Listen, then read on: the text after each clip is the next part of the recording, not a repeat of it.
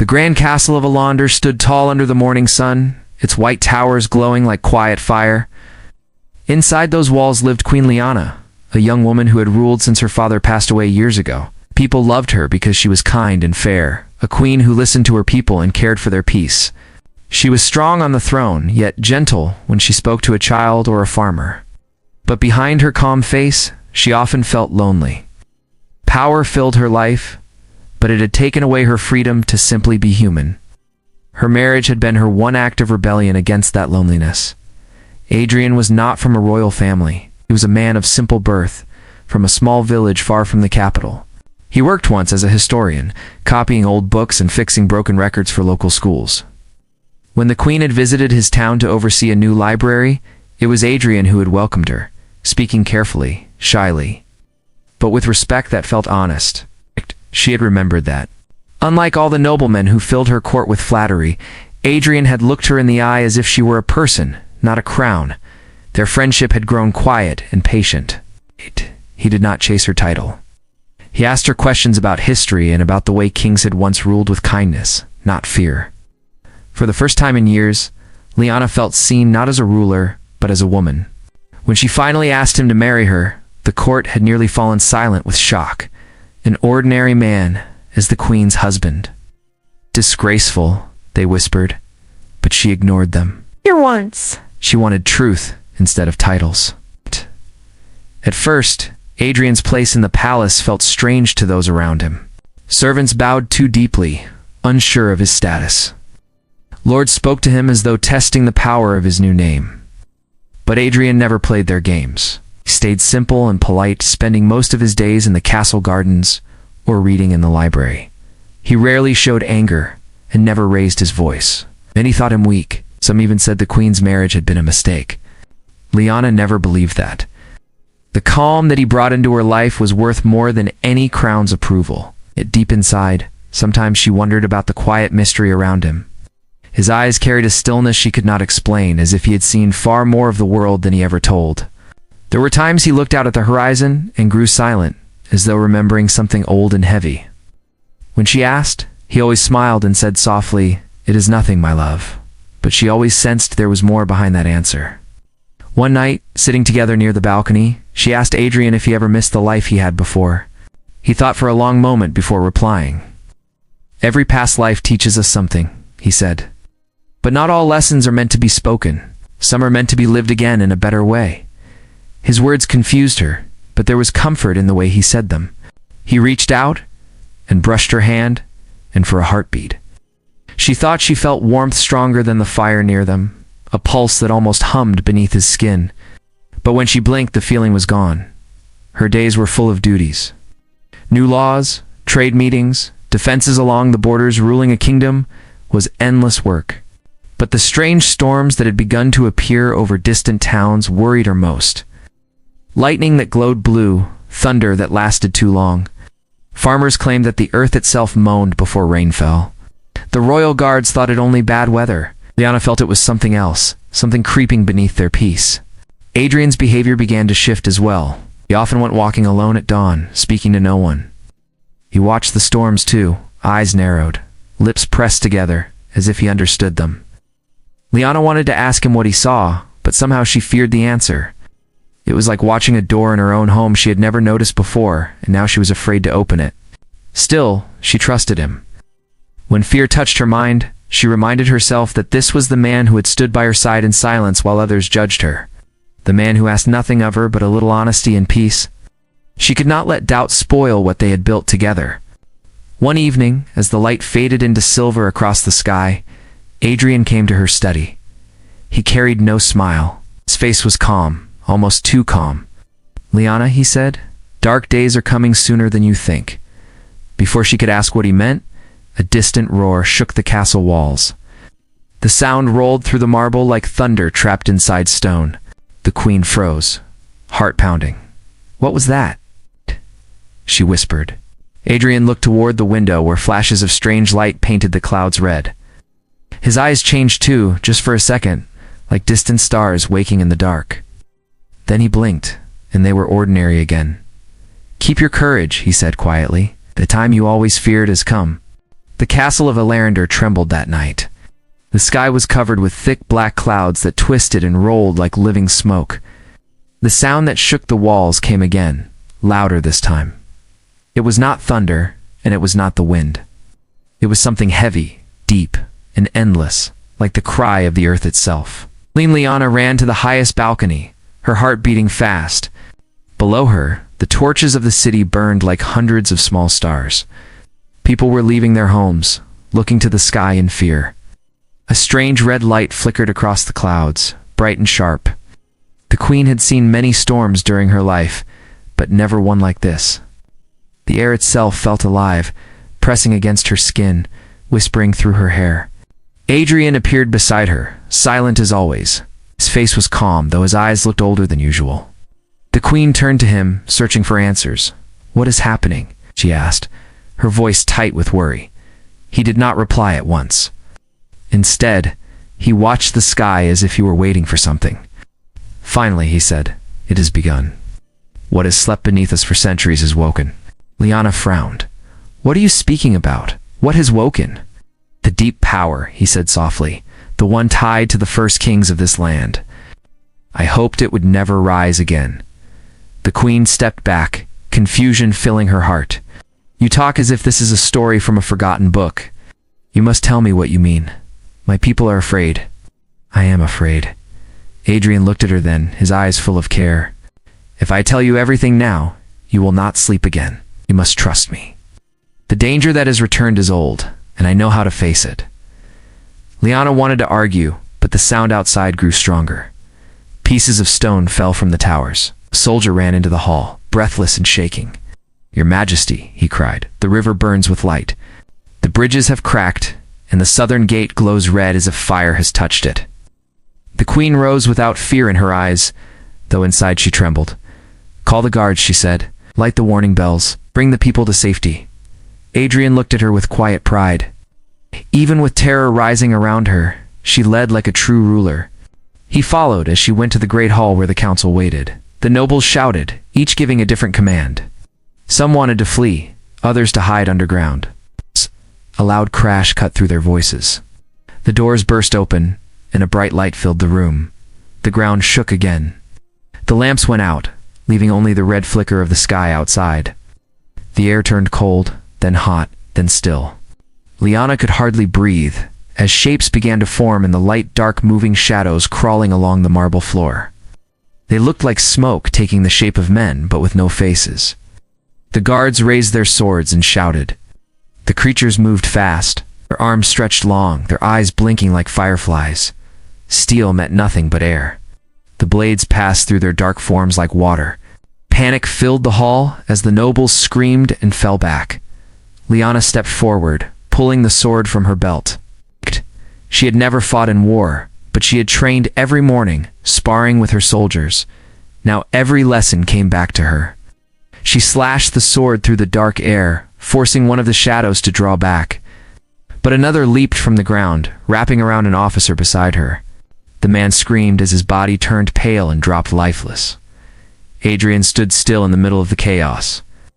His eyes followed the creatures quietly as if counting them. He did not draw a weapon. Liana turned to him in anger and fear. "Do something," she shouted. "We are being overrun." He looked at her then, his calm unbroken. "Soon," he replied. "Not yet." His voice was steady, too steady, and it made her pause. He moved toward her slowly and placed himself between her and one of the shadows. The dark shape hissed as if afraid of him. A strange shine passed across his skin just for a moment.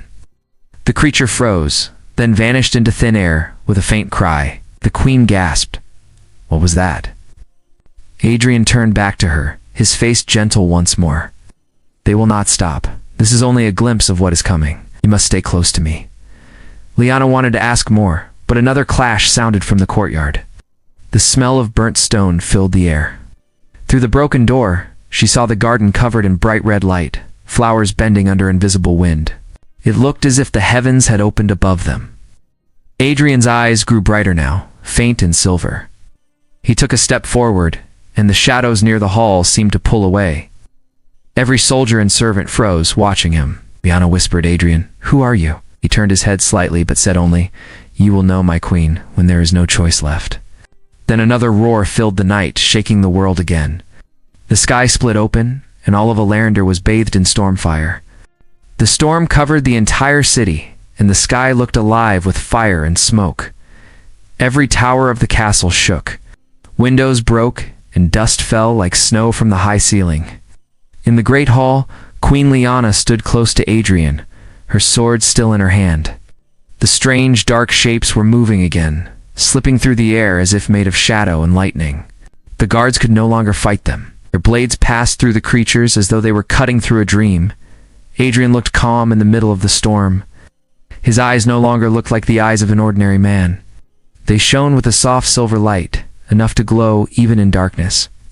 Lyanna stared at him, afraid but unable to look away. Something in his stillness felt greater than anything she had ever known.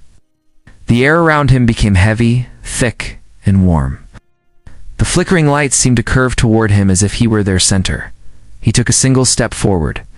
The sound of the storm dimmed for a moment, and all the fire outside began to fade into pale light. The shadows hesitated. For the first time since the attack began, the creatures backed away.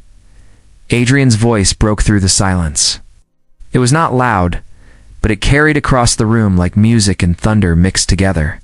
"Enough," he said. No echo followed his words, but the air trembled. The creatures screamed without sound, then vanished into dust that drifted upward and disappeared. The hall fell quiet. Only the faint sound of rain outside remained. The guards lowered their swords in disbelief. Some fell to their knees, covering their heads. Nobody moved or spoke. Queen Lyanna slowly turned to him. "What have you done?" she asked softly. He looked at her for a moment, his silver eyes fading back into their natural brown. "What I promised myself I would never do again," he said.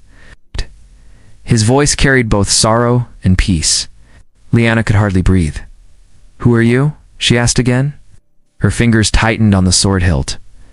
"You are not only what you seem. Tell me the truth." Adrian looked away toward the window, where the storm still rumbled far in the distance. "I am human, Lyanna," he said quietly. "But I am not like others. Long ago, before kings and crowns ruled this land, there were certain people chosen to carry the strength of the world within them. I was one of them." She shook her head. "That is impossible. Those are old stories. Songs and myths." He smiled faintly. "Every story begins with truth. I gave up my gift years ago. I left it behind to live a smaller life, a gentler one. I thought it would let me find peace. Peace cannot survive when the same darkness rises again." The queen stared at him, unable to speak. She remembered all the small moments that had felt strange, the glow in his eyes, the way the air shifted when he grew silent, the feeling of warmth whenever he touched her. It all made sense now, yet it also felt too large for her mind to hold. Outside, the clouds began to clear. The red light turned gold as dawn crept over the horizon. The city below was safe, though damaged and frightened. People came out of their homes looking toward the palace. They did not know that one man inside had just saved them all. Lyanna lowered her sword and stepped closer to him. "Why did you hide this from me?" she asked. "I am your wife. You should have trusted me." He met her eyes with calm sadness, because power makes people afraid. "I wanted to be loved as a man, not as a mystery. I wanted a life built on truth, not fear. If I had told you sooner, would you have loved me the same?" She wanted to answer yes, but her lips would not move. Her heart was pulled between wonder and fear. She wanted to understand him, to believe him, but her mind was full of questions, too heavy for one night. Adrian turned toward the open window. His hair glowed faintly in the morning light. "The danger is not gone," he said softly. "What broke free tonight is only part of something deeper. The storm has only begun to wake the world." Lyanna's voice trembled.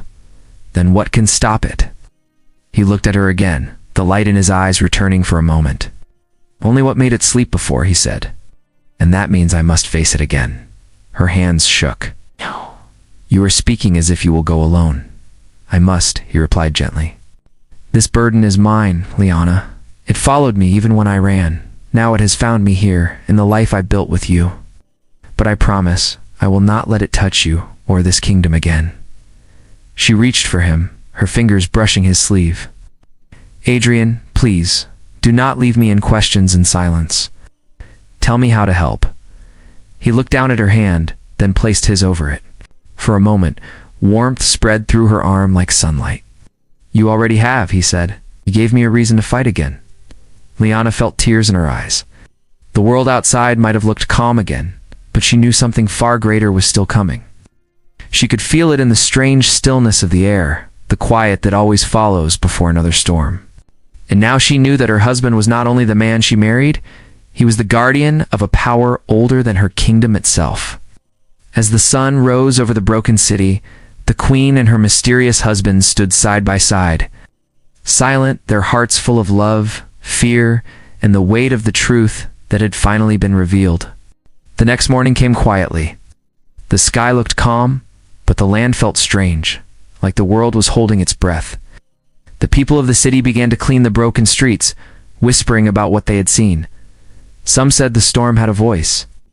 Others spoke of light falling from the palace windows. But no one truly understood what had happened that night. Inside the castle, Queen Liana had not slept. She sat by the window of her private room, staring at the pale dawn. Her thoughts ran in circles. She remembered the light in Adrian's eyes, the calm way he had spoken, and how the storm had stopped when he raised his voice. She had seen kings kneel and soldiers die, but never anything like that. Adrian entered quietly.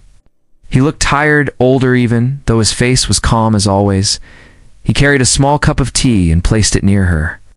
For a long moment, neither spoke. She watched him, searching for the man she once thought she knew. You should rest, he said softly. I cannot, she replied. Every time I close my eyes, I see the storm again, and you standing in the middle of it. It did not look human, Adrian. He looked out through the same window. I am as human as you, Liana, he said. But there are parts of me tied to deeper things. Imagine fire hidden under the ground. It sleeps until something wakes it. Last night, that fire woke again. Liana rubbed her hands together to stop them from shaking. He said, this danger's not over. What did you mean? He turned toward her and spoke with quiet care. Those shadows you saw are not the true danger. They are only the first sign. Long ago, there was a great power buried deep under this land. It waited for silence and fear to rise again. That power has begun to stir, and soon it will move against us. She grew pale. Then tell me how we can stop it. Adrian shook his head slowly. It is not something that can be stopped with swords or shields. It must be sealed again, the same way it was before. And to do that, I must call upon the power I left behind long ago. Liana's eyes filled with worry. You mean that shining force I saw? The one that frightened even the shadows? Yes, he said quietly. But using that light will cost me more each time. Every use takes a little part of my life, a little piece of what makes me human. I stayed quiet all these years because I did not want to lose the life I found with you. Her heart broke at his words. She reached out and held his hand. Then we will find another way. There must be something else you can do. He gave her a soft smile. You always believe there is another way. That is what I love about you. This time, the only way forward is the path I hoped never to take again. A knock came at the door. One of the royal guards entered, looking frightened. Your Majesty, he said, the river has stopped flowing. The fishermen say the water turned dark and cold. Something strange is moving near the shore. Adrian closed his eyes for a moment. It begins faster than I thought, he said. Then he looked at the guard. Tell the people to stay in their homes and keep away from the river. No one is to leave the city gates. The guard bowed and hurried away. Liana rose from her chair and faced him.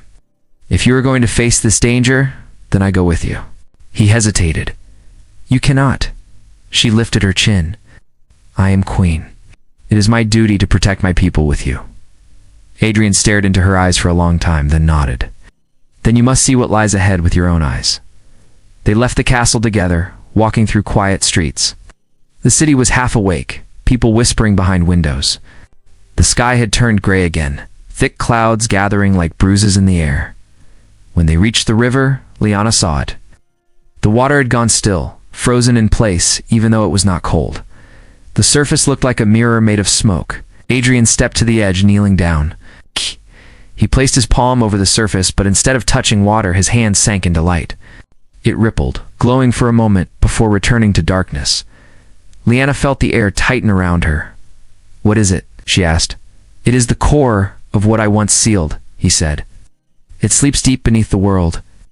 Someone or something has broken its chain. If I do not restore it soon, it will spread beyond this kingdom." Her heart pounded.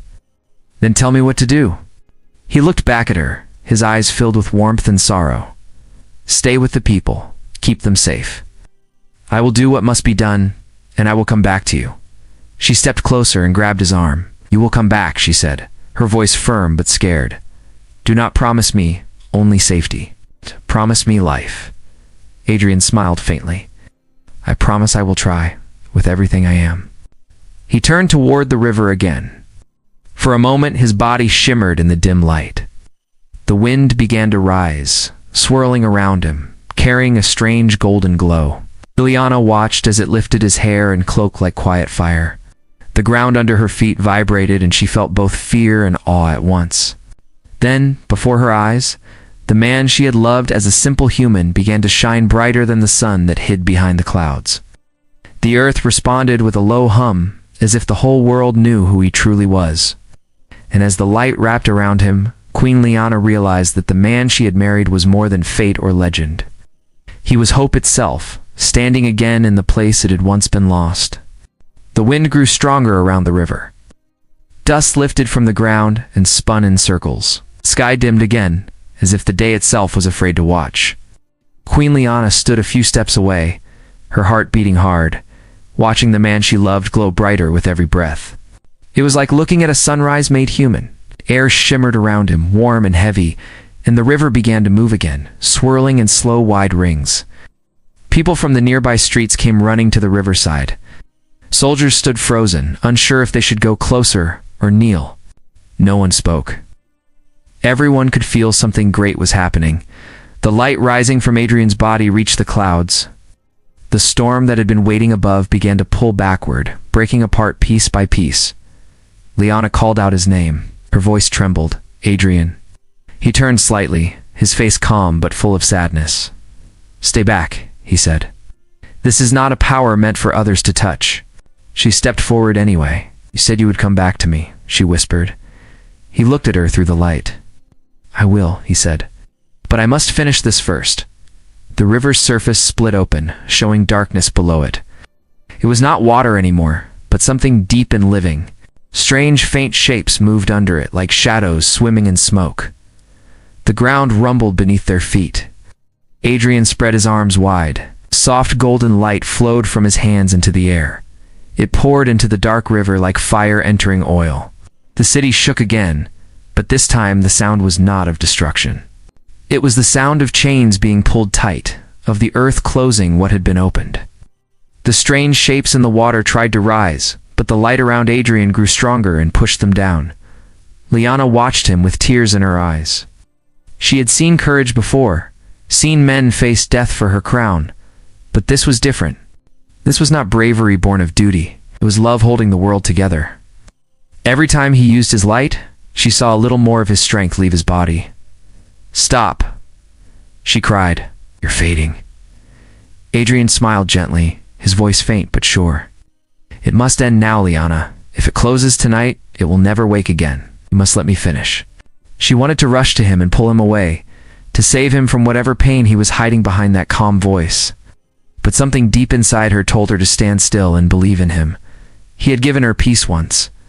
Now, she had to give him faith. Minutes passed, though they felt endless. The light around him turned brighter, until no one could see his shape clearly anymore. The air around the river became warm and clean, washing away the smell of fear. The clouds above split open completely, and sunlight poured down for the first time in many days. Then, slowly, the light began to fade. The shaking stopped. The river turned clear again, its dark smoke gone. The wind fell silent. Liana ran forward, calling his name again, Adrian. At first, she saw nothing. The ground was wet from rain and light, quiet as a heartbeat. Then, near the edge of the river, she saw him kneeling. His clothes were torn and his face was pale, but he was breathing. She dropped to her knees beside him, holding his hand tightly. He opened his eyes weakly, smiling faintly when he saw her. "It's done," he said softly. "You came back to me," she whispered. "I promised," he said with effort. "The danger is gone. The world will rest now." She leaned close, tears falling on his hand. "You should rest too. You've done more than any man could." Adrian looked at the sky above them, where light still shimmered faintly. "Do you remember the night you asked me why I never spoke much about my past?" he said with a quiet breath. "Yes," she answered. He smiled faintly. "It was because I wanted our story to be written for the future, not bound to what came before. Now it truly is. You gave me that." Her tears fell faster. "Don't speak like this. You will live. The kingdom needs you. I need you." He reached up slowly and touched her cheek. His hand was warm, though his strength was fading. "You have all the strength you need," he told her. "You will lead them into peace. That is your gift." His hand dropped gently to her shoulder. The faint silver light in his eyes dimmed slowly, becoming only brown again. He took one last deep breath and closed his eyes. For a moment, Liana could not breathe. The world seemed to stop with him. The river flowed quietly beside them, calm and alive. Then, from the clouds, a single beam of sunlight touched him, bright and soft, wrapping him like gold dust. Liana whispered, "No, please." But the light did not take him away. It only shone for a heartbeat longer before fading into the air. When it finally disappeared, she felt peace. The storm was gone. The city was safe. The man she loved had given everything to protect it. Days later, the people built a small garden near the river to honor him. Flowers of silver and white grew there naturally, blooming even in winter. The queen often sat by that place, watching the water flow. Sometimes she felt warmth in the air beside her, like a gentle hand resting over hers. Years passed, and the story of the queen and her mysterious husband became legend. But Liana never forgot that he had once been a simple man who loved quietly and deeply. When the world had needed him, he revealed the light no one had known existed. And even when time carried her far beyond that night, she still believed that part of him lived in every sunrise. In the calm mornings after every storm, in the quiet strength inside every human heart. Because some powers never fade. They stay unseen but eternal, waiting again for love to call them back into the light.